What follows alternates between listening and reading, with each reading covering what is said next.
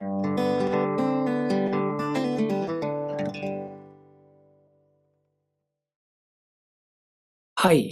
आज के टॉपिक्स है गति शक्ति योजना and national human rights commission. See, Gati Shakti को हम लिंक कर सकते हैं GS paper 3, mobilisation of resources, government budgeting, infrastructure, export, fiscal policy, government intervention से, और जीएस पेपर 2 में एडमिनिस्ट्रेशन से, मिनिस्ट्रीज से, गवर्नेंस से।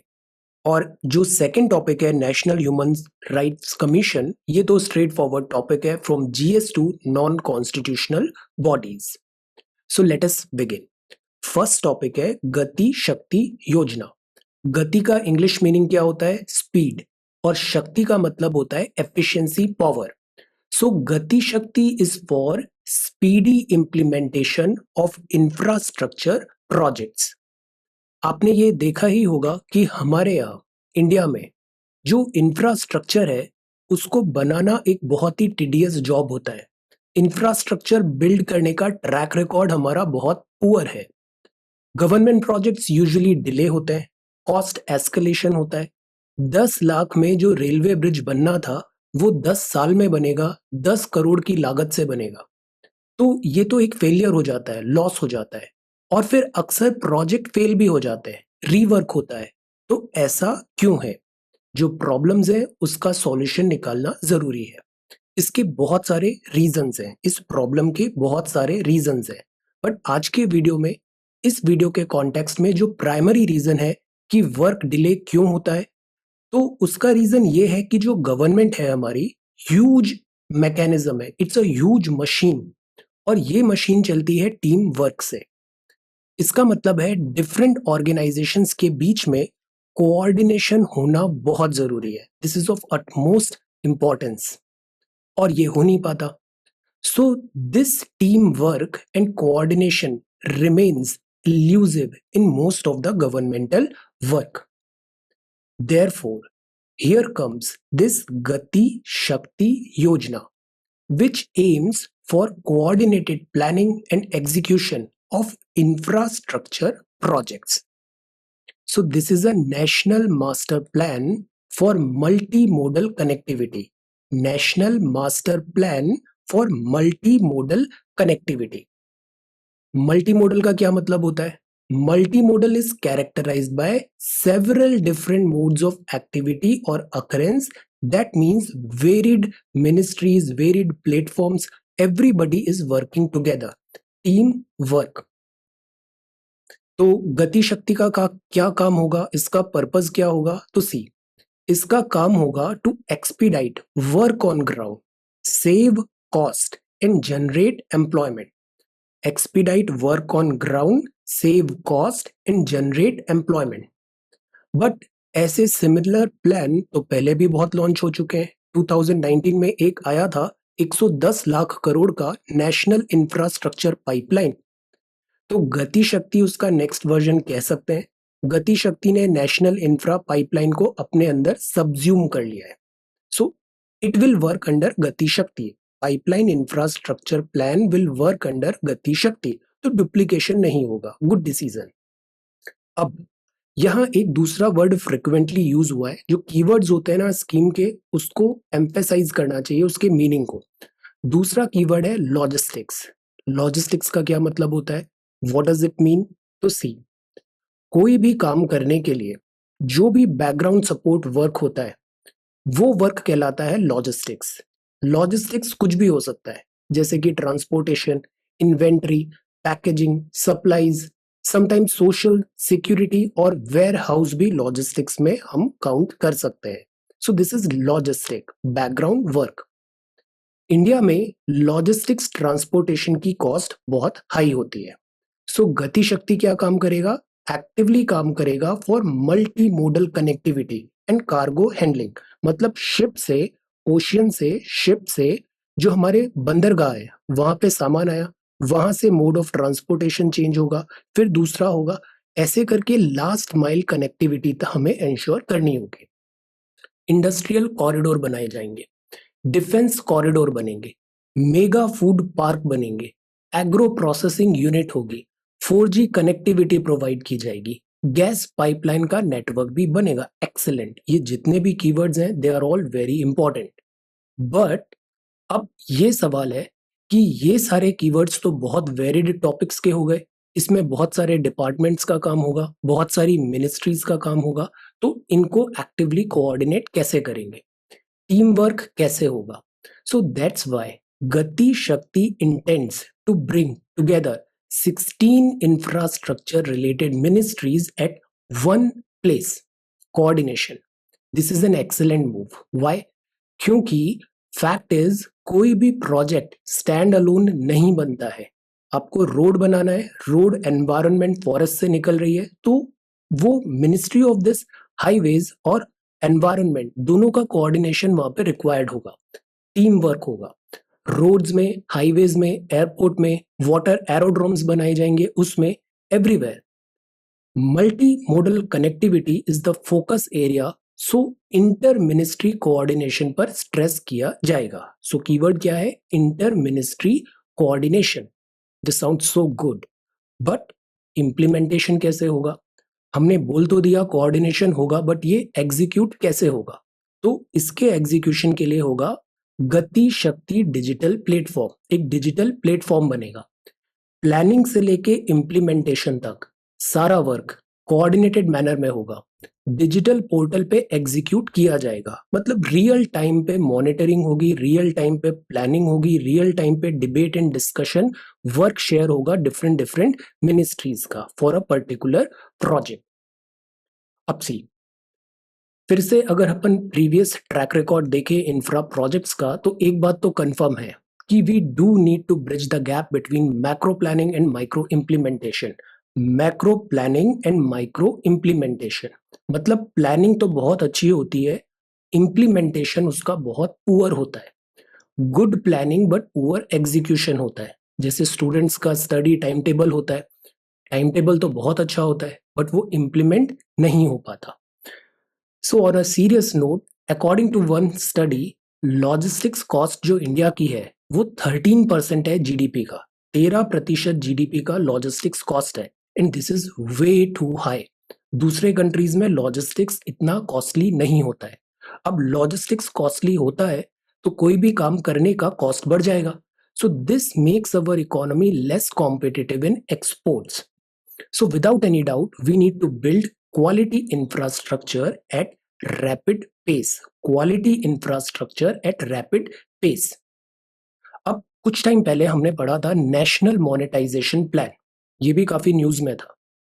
इस प्लान में, नेशनल मोनेटाइजेशन प्लान में, गवर्नमेंट जो सरकारी आइडल एसेट्स हैं, प्रॉपर्टीज हैं, उससे पैसा बनाने की कोशिश कर रही थी, मोनेटाइज करने की कोशिश कर रही थी। तो अब जो नया गति शक्ति आया है, ये सिंक्रोनाइजेशन में वर्क करेगा, सिनर्जी में वर्क करेगा नेशनल मोनेटाइजेशन पाइपलाइन का। एक्सीलेंट। सो टेक अवेज क्या है? गति शक्ति स्पीड अप करेगा इंफ्रास्ट्रक्चर प्रोजेक्ट्स का, टाइम बाउंड कोऑर्डिनेटेड मैनर में प्लानिंग होगी और एग्जीक्यूशन होगा। क्वालिटी इंफ्रा, स्पीडी इंफ्रा इसका ऑब्जेक्टिव होगा। Quality infra, speedy infra. अब ये इतना आसान भी नहीं होने वाला है, इसमें चैलेंजेस होंगे। पहला, इकोनॉमी अभी भी कोविड से रिकवर नहीं हुई है। सो डिमांड कहां से आएगी? आप प्रोजेक्ट्स तो कंप्लीट करोगे, प्रोडक्शन करोगे, but where is the demand? Demand नहीं होगी तो सेल नहीं होगा। So demand is one thing. और जो दूसरी स्ट्रक्चरल प्रॉब्लम्स हैं वो अभी भी हैं, जैसे अप्रूवल लेना बहुत मुश्किल होता है गवर्नमेंट प्रोजेक्ट्स के लिए, लैंड एक्सेस करना बहुत मुश्किल होता है, एनवायरमेंटल क्लियरेंस तो और भी मुश्किल होता है। गवर्नमेंट अभी फॉरेस्ट कंजर्वेशन पॉलिसी में भी फॉरेस्ट की डेफिनेशन को चेंज करने का ट्राई कर रही है, और फिर हो जाते हैं कोर्ट केसेस, लिटिगेशन। तो जितने भी इंफ्रास्ट्रक्चर प्रोजेक्ट्स होते हैं वो लूप लाइन में चले जाते हैं, अननेसेसरी डिले हो जाता है। So these are some challenges जो अभी भी बने हुए हैं। So it is not going to be an easy road ahead. अब हमारी एक बेसिक अंडरस्टैंडिंग हो गई है दिस गति शक्ति प्रोजेक्ट का। फर्दर एक बड़ा अच्छा सा वीडियो है 5 मिनट का, let us watch it together. इससे ये गति शक्ति टॉपिक एक्सीलेंटली प्रिपेयर हो जाएगा हमेशा के लिए। Okay, so let us begin. हम बचपन से हर गली, हर सड़क, हर वर्क इन चौराहे, हर प्रोग्रेस। गांव या हर शहर में ये सूचना पट्टी देखते और पीआईबी का पढ़ते आए वीडियो हैं। है ये। हमने ये भी देखा है कि एक सड़क बनने के बाद संबंधित विभाग को याद आता है कि यहाँ तो ऑप्टिकल फाइबर लगाना बाकी था, वर्क रीवर्क। या कुछ दिनों बाद गैस पाइपलाइन बिछाने के लिए फिर से खुदाई शुरू हो जाती है। कहीं सड़क और रेल तो पहुंच जाती है, लेकिन इन दोनों को जोड़ने के लिए आवश्यक लास्ट माइल कनेक्टिविटी नहीं पहुंच पाती। लास्ट इन माइल सभी के पीछे कनेक्टिविटी। सबसे बड़ा कारण है कि अलग अलग विभाग अलग अलग काम करते रहते हैं, नो और इन सबका कोऑर्डिनेशन। परिणाम प्रोजेक्ट के पूरा होने में देरी, लागत में वृद्धि और आम जनता को परेशानी। ऐसा भी देखा गया है कि एक प्रोजेक्ट तो पूरा हो गया, लेकिन दूसरे प्रोजेक्ट के साथ कोऑर्डिनेशन के अभाव से जन सामान्य को उसका पूरा लाभ नहीं मिल पाता है। Departmental coordination. आइए इसे एक उदाहरण द्वारा समझते हैं। एक good फर्टिलाइजर example. प्लांट तो स्थापित हुआ, लेकिन उस तक गैस पाइपलाइन की व्यवस्था नहीं की गई। गैस पाइपलाइन की अनुपलब्धता के कारण वो प्लांट पूरी तरह से उपयोग में नहीं लाया जा सका, जिससे करोड़ों की लागत से बने उस प्लांट का पूरा लाभ जन सामान्य तक नहीं पहुंच सका। पुअर इसी प्रकार एग्जीक्यूशन। सड़क निर्माण का काम कई एजेंसियां करती हैं। जैसे प्रमुख राजमार्गों का निर्माण NHAI करती है। इसके बाद आगे की सड़क का निर्माण इंटरडिपेंडेंस। राज्य PWD करती है। दूर दराज के गांवों की सड़कें प्रधानमंत्री ग्राम सड़क योजना के अंतर्गत बनती हैं, और सीमावर्ती क्षेत्रों में सड़कें बॉर्डर रोड ऑर्गेनाइजेशन BRO बनाती है। किसी भी एक विभाग के मध्य कोऑर्डिनेशन के अभाव से कोऑर्डिनेशन इज लोगों तक नेसेसरी। सड़कों का पूरा लाभ नहीं पहुंच पाता। रोड परिवहन ने नए नेशनल हाईवे और एक्सप्रेसवे के राइट ऑफ वे के एक्विजिशन के साथ यूटिलिटी कॉरिडोर का एक्विजिशन करना शुरू कर दिया है, यूटिलिटी कॉरिडोर। जिससे सड़क के साथ साथ optic fibre cable, telephone, power cables को भी साथ में बिछाया जा सके। इस एग्जांपल को विकास यूज में गति करिएगा। की नई इंटीग्रेटेड और होलिस्टिक अप्रोच की शक्ति, यानी कि प्रधानमंत्री गति शक्ति, शक्ति। National master plan for multi modal connectivity. इसके अंतर्गत इसरो द्वारा विकसित बाइसैग This is important. Integrated portal पर 16 मंत्रालयों को जोड़ने वाले 200 से ज्यादा लेयर्स काम कर रहे हैं, जिससे सभी विभागों को एक दूसरे के काम की मिलेगी visibility. Real time PM monitoring. गति शक्ति योजना द्वारा रेल, रोड, पोर्ट और सिविल एविएशन सभी आ जाएंगे एक बड़े अम्ब्रेला प्लान के तहत। अब पोर्टल के माध्यम से किसी भी विकास एवं निर्माण कार्य में सभी स्टेक होल्डर्स के बीच समन्वय होगा, जिसके Wonderful. तहत एक ऐसी व्यवस्था बनाई गई है कि सभी ग्रुप में एक साथ बैठकर बेहतर प्लानिंग कर सकेंगे। इससे लैंड एक्विजिशन के साथ साथ काम भी एक साथ होगा, तो परियोजनाओं की लागत में भी कमी आएगी। कॉस्ट। केंद्र सरकार से लेकर राज्य सरकार के विभागों तक, लोकल अर्बन बॉडी से लेकर निजी वर्टिकल कंपनियों एंड तक, हॉरिजॉन्टल सभी में प्लानिंग। होगा ऐसा तालमेल जो आज तक कभी नहीं देखा गया। नेशनल मास्टर प्लान से न केवल विभाग बल्कि उनकी योजनाएं भी एक छत के नीचे आएंगी, जिससे कोऑर्डिनेशन ऑफ उनके अमल की गति बढ़ेगी। स्कीम्स। इसके कार्य करने की प्रक्रिया को एक उदाहरण द्वारा समझते हैं। वेरी अब गुड जब किसी एग्जांपल। भी बंदरगाह की योजना बनती है, तो वो आने वाले अगले 40 से 50 वर्षों को ध्यान में रखकर बनाई जाती है। तो इतनी विशाल स्तर की परियोजना अब सिर्फ शिपिंग मंत्रालय तक ही सीमित नहीं होगी, बल्कि सड़क और रेल नेटवर्क को भी उचित क्षमता के अनुरूप बनाया जाएगा। नेशनल मास्टर प्लान से ये भी पता लगाया जा सकता है कि कहां पर सड़क बनी है और कहां पर नई सड़क के निर्माण की आवश्यकता है। रेट्रोफिटिंग। नेशनल मास्टर प्लान में हर मंत्रालय का डेटा निरंतर अपडेट होता रहेगा कि गति सरकारी कार्यों की। इस प्लान को गति मिलते ही भारत में ऐसा इंफ्रास्ट्रक्चर आकार लेगा जिससे रेल से रोड पूरक हो, रोड से सी पोर्ट पूरक हो, सी पोर्ट से पोर्ट पूरक हो। ताकि Note down this road, line. Rail, बिजली, optic fibre cable, gas pipeline जैसी सुविधाओं से देश का कोई कोना वंचित ना रहे। तभी तो प्रगति में आएगी तेज गति। इंटीग्रेटेड मोबिलिटी द्वारा लोकल उत्पादों की इंटीग्रेटेड बड़े मोबिलिटी। बाजारों तक पहुंच बनेगी आसान।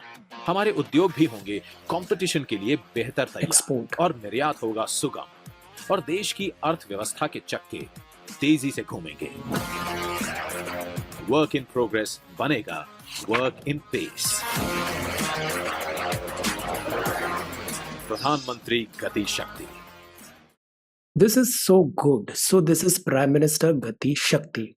अब हम सेकंड टॉपिक पे आते हैं और वो है National human rights commission. See, अभी हाल ही में we celebrated the 28th anniversary of National human rights Commission. This was observed on 12th of October 2021. Humans मतलब कि हम मतलब इंसान, इंसान का होता है राइट्स, सो इसको बोला जाता है ह्यूमन राइट्स, बेसिक मानव अधिकार. सो एनएचआरसी क्या है? ये एक वॉचडॉग है ह्यूमन राइट्स का इन द कंट्री. ये जो राइट्स हैं ये रिलेटेड टू लाइफ हो सकते हैं, liberty, equality, dignity of the individual, जो गारंटीड है इंडियन कॉन्स्टिट्यूशन में और एम्बॉडीड है ना only in our constitution but international covenants and enforceable है by courts in India. Article 32 fundamental right भी है, आर्टिकल 21 राइट टू लाइफ भी है. So 12 October 1993 protection of human rights act PHRA 1993 के अंदर NHRC का एस्टैब्लिशमेंट हुआ था. तो ये कौन सी बॉडी हुई? कॉन्स्टिट्यूशनल बॉडी हुई या लेजिस्लेटिव बॉडी? आंसर, ये मल्टी मेंबर बॉडी है. चेयरमैन इसका या तो रिटायर्ड CJI होता है, chief justice of India supreme court का, या फिर जज ऑफ सुप्रीम कोर्ट होते हैं. आज की डेट में श्री जस्टिस अरुण कुमार मिश्रा NHRC के चेयरमैन है. आपका अपॉइंटमेंट कौन करेगा? आपका अपॉइंटमेंट करेगा प्रेसिडेंट. प्रेसिडेंट किसकी रिकमेंडेशन से करेगा? तो 6 मेंबर की एक सिलेक्शन कमेटी बनेगी. इस कमेटी में प्राइम मिनिस्टर होंगे, स्पीकर ऑफ लोकसभा होंगे, डेप्यूटी चेयरमैन ऑफ राज्यसभा होंगे, ऑपोजिशन लीडर होगा लोकसभा और राज्यसभा का, और साथ ही साथ होम मिनिस्टर होगा. ये 6 मेंबर की कमेटी रिकमेंड करेगी NHRC चीफ का और प्रेसिडेंट उसको अपॉइंट करेंगे. टेन्योर इनका 3 साल का होता है, पहले 5 था अब 3 है. 70 इयर्स की एज रिस्ट्रिक्शन है.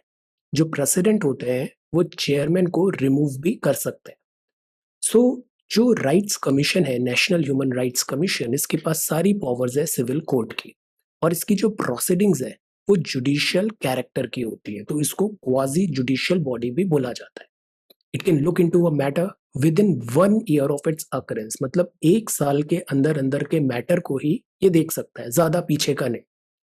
फंक्शंस जो हैं कमीशन के वो मेनली रिकमेंडेशंस होती हैं, बट ये बड़ा इंपॉर्टेंट कमीशन है तो इसकी रिकमेंडेशंस को सीरियसली लिया जाता है. ये रिपोर्ट भी प्रेजेंट करते हैं प्रेसिडेंट ऑफ इंडिया को, और इसकी जो रिपोर्ट्स हैं उसको भी इंपॉर्टेंस मिलती है. कमीशन के पास सुओ मोटो पावर होती है. कमीशन जेल विजिट कर सकता है, कमीशन रिसर्च वर्क भी करता है, रिफॉर्म्स भी सजेस्ट करता है.